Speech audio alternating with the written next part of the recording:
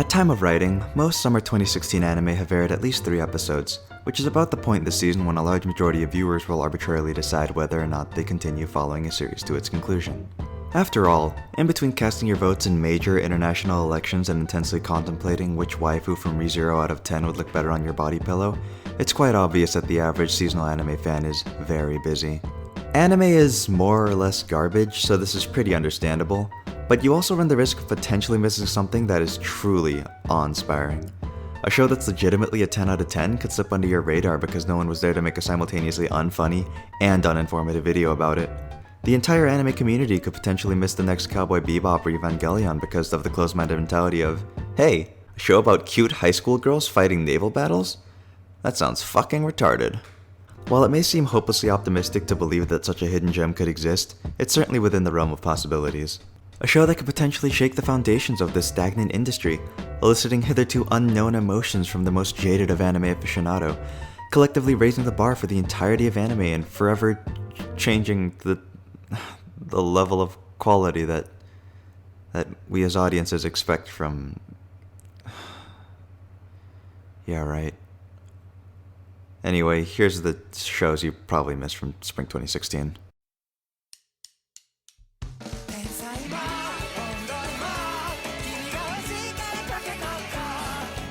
I don't watch a lot of anime shorts for fairly self-evident reasons. If the vast majority of full-length shows are already pretty lackluster when it comes to plot lines, characters, and animation, you'd have to be pretty fucking insane to expect anything decent to come out of a show that's got a fourth of the runtime.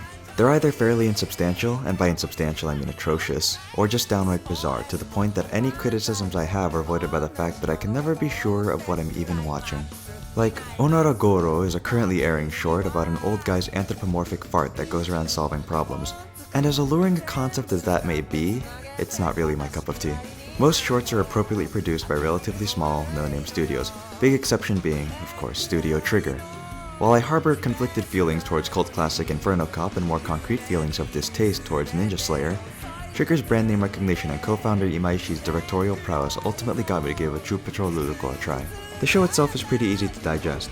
Resident normal girl Luluco lives a normal life in a city that's more or less abnormal, what with all the aliens making it look like a slightly less eclectic version of Hell Salem's Lot. Her dad gets frozoned, she becomes a space police officer, falls in love with her space co-worker for reasons that are surprisingly explained throughout the course of the show, doles out space justice, reunites with her space pirate mom, her city gets space shoplifted, and she ends up exploring the galaxies in search for her own and also some justice. You know, basic shit. Honestly, after the first episode, it's very obvious what the general tone and style of the show is going to be. If we put all of Trigger's notable series on some sort of spectrum of normalcy or realism, Luluco would definitely belong in the Kill la Kill side of things as opposed to Kisniver and that one Trigger show that no one remembers for good reason. You can take that as either a good or bad thing. Most of the people who did watch this all the way through started saying it was Imaishi jerking himself off for 13 minutes, and while I think that generalization is more or less correct, I wouldn't say that you need to have seen any of his previous works to truly appreciate what Luluco has to offer. Sure, there are entire episodes dedicated to referencing past works, including the aforementioned Inferno Cop, but there wasn't any point where I thought the content relied heavily on imperceptible self-reference and in-jokes. Case in point, I never finished Kill la Kill, but I still enjoyed the episode where they set a planet on fire with the power of justice to the backdrop of Don't Lose Your Way. I've never even heard of sex and violence with Mach speed, but I certainly didn't need to know much to fully enjoy how batshit insane that particular episode was. The short episode length often feels like one of the show's biggest strengths. Each episode is a satisfying 6 minutes of below-average clip art animation, off-the-wall plotlines and characters, a frantic yet delightful pace as it moves from set piece to set piece, and a heavy serving of that good old Trigger charm to seal the deal. I still wouldn't say I wholeheartedly enjoyed the show's eccentric and sometimes downright awful art style, but by the time the finale rolled around, I felt more of a connection with Luluco and Nova than I did with any of the characters from a certain other Trigger show, which is ironic considering that show's main theme. But hey, back to shows you haven't seen, like Shounen Maid.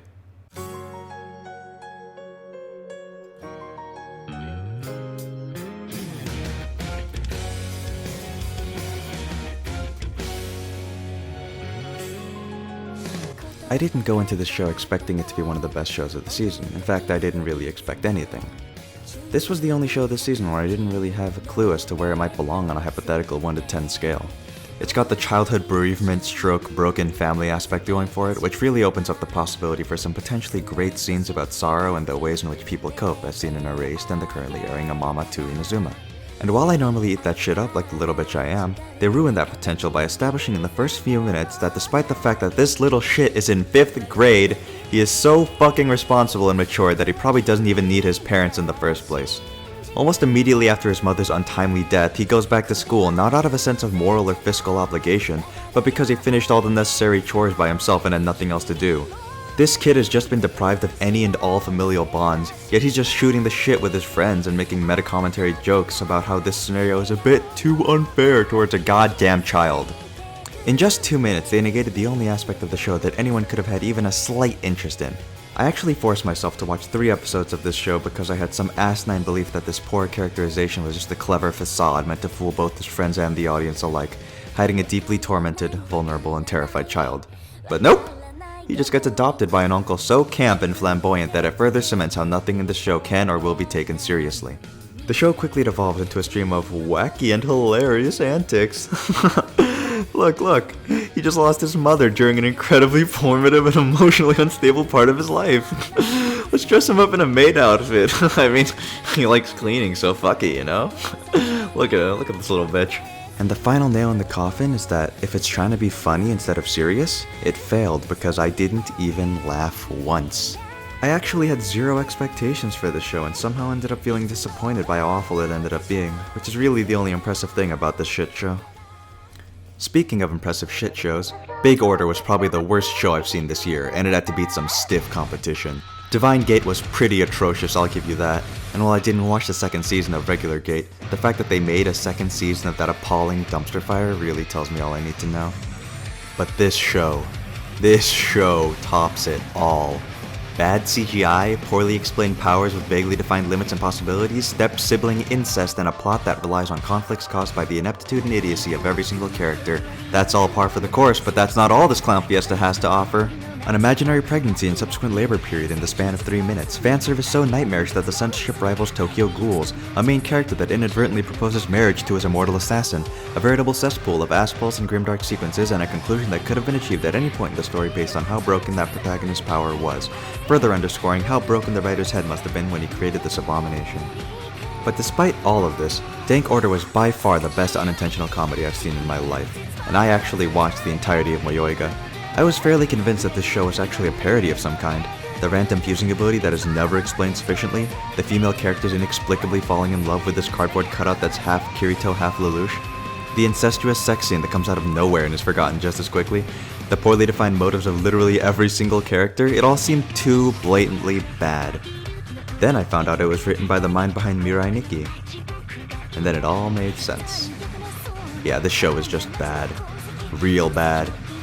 But I guess if you ever want to tell people you've seen a show where a girl gets pregnant because someone grabbed her hair ribbon, you should watch this show. Or just lie, I mean, that'd be easier.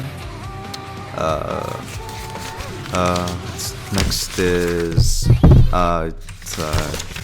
here, got it.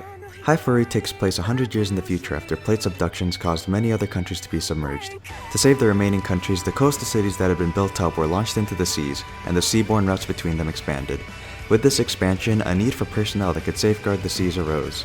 Women began to seek employment in this new industry, and soon, the Blue Mermaids, those who keep the sea safe, began to be a source of admiration for many.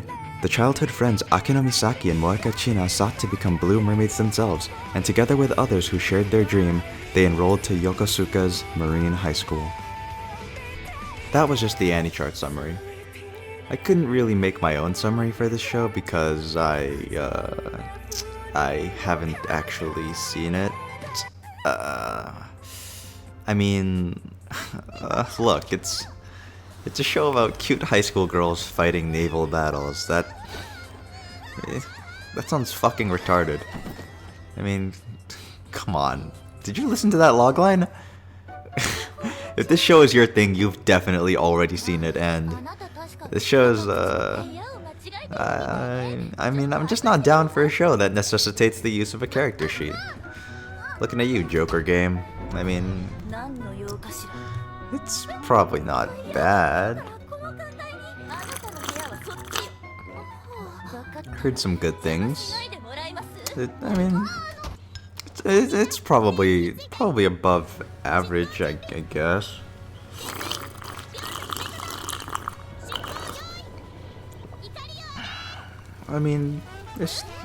there's certainly... Bakuon is one of those shows that falls into the cute girls doing X activity genre of anime, falling in line with the likes of Sabagebu and Saki.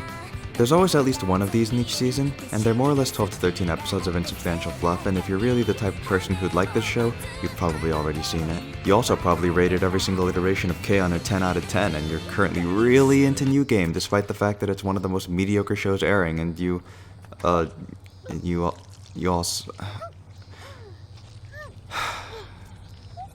God damn it. These cute girls doing cute things shows live and die by how interesting or likable their carefully handcrafted stereotypes are and what quirks they bring to the table. For example, the protagonist in Anne Happy is in love with the guy on Japanese construction signs and has no identity beyond that. Granted, that's certainly a head-turning elevator pitch, but it's not exactly a deep well of comedy. Look, she's attracted to the intangible qualities of a 2D drawing. That's... Look, she even holds a photo of him at all times.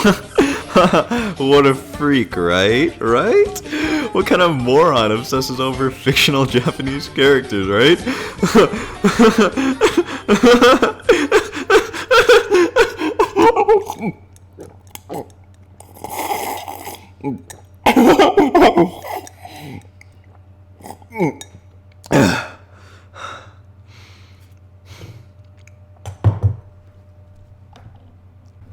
Basically, I didn't find any of the main girls very funny or interesting. This girl's basically just brain dead and denser than a neutron star, and this girl's shtick is that she's like a greenlit indie game on Steam. You hardly notice her existence and then she breaks. There were two other girls, but I didn't really get far enough to learn about them because I turned my priorities to a significantly better show of the same ilk, namely, Sansha Sanyou.